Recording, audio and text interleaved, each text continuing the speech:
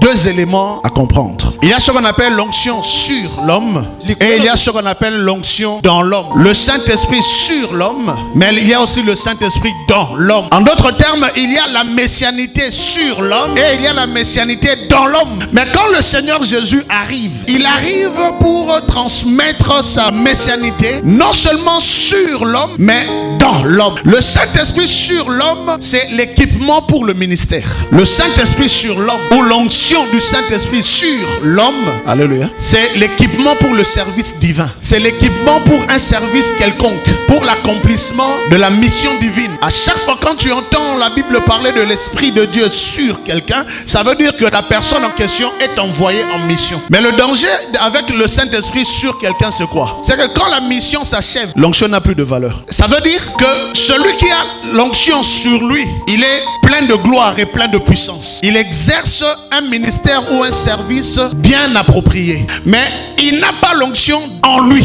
Quand on a l'onction au-dedans, c'est-à-dire dans le cœur, en ce moment-là, la messianité vient te transmettre une nature. Tu n'es pas oint seulement pour un service, mais tu es oint pour vivre. De telle sorte qu'il y a ces deux groupes de serviteurs dans l'église ou dans le corps de Christ. Il y a ceux qui ont l'onction sur eux, comme Jésus l'a dit, l'Esprit du Seigneur est sur moi, il m'a oint pour annoncer, délivrer, proclamer. Ça, c'est le service. C'est comme ça les gens ont l'onction sur eux et ils prêchent bien. Ils ont l'onction sur eux et ils enseignent bien. Ils ont l'onction sur eux et ils chantent bien. Ils ont l'onction sur eux et ils travaillent bien pour Dieu. Mais ils n'ont pas la nature de Dieu. Samson avait l'onction sur lui et il avait une onction telle qu'il pouvait se battre seul contre toute une armée et il sortait vainqueur. L'onction sur lui. Parce que sa mission, c'était justement d'affranchir Israël des mains des oppresseurs, des Philistins. C'était ça sa mission. Alors Dieu lui donne l'esprit sûr.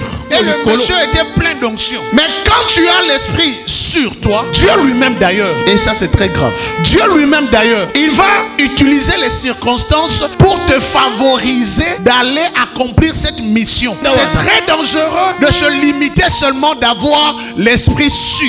Moi je sers Dieu, je suis un puissant prédicateur. Ça c'est encore sûr.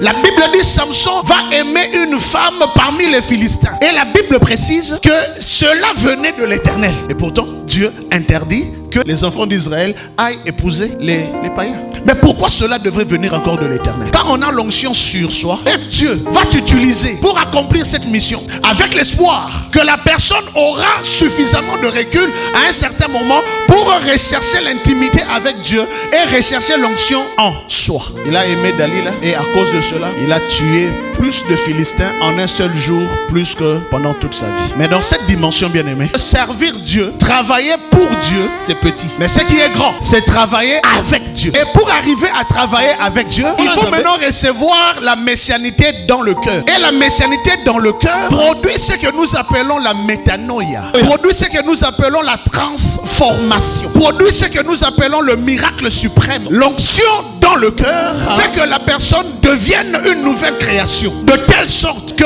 matin, midi, soir, il peut servir Dieu, mais il a au-dedans de lui l'assurance du salut définitive. Et à cause de cela, il va hériter le royaume de Dieu sans problème. Beaucoup servent Dieu, mais n'hériteront pas le royaume de Dieu. Parce qu'ils se sont limités à la première onction. Ils ne sont pas entrés dans la dernière dimension de l'onction, l'onction dans les cœurs.